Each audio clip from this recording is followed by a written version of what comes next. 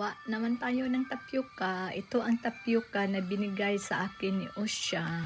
Kasi nakabili kami ng apat na malaking mango. So gawin natin na tapioca. Mango tapioca, I mean. Ito, linuto na natin ang tapioca natin. And then magmix tayo ng condensed milk at saka evaporated milk at saka mango, i-blend natin para isahog natin. Ito na, process na siya.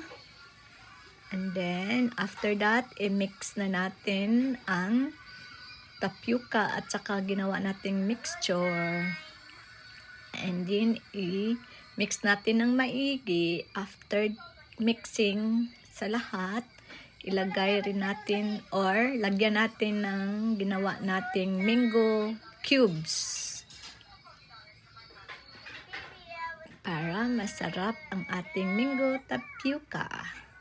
Walang sugar siya. Ang makatamis ay ang condensed milk lang at saka evap at saka mango. Kahit hindi parang Cebu mango pero masarap na rin. Yan, ready na siya i-chill.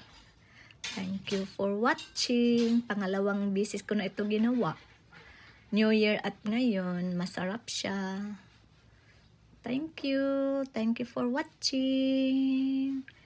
Yan ang mango tapioca ala Lolita. Thank you.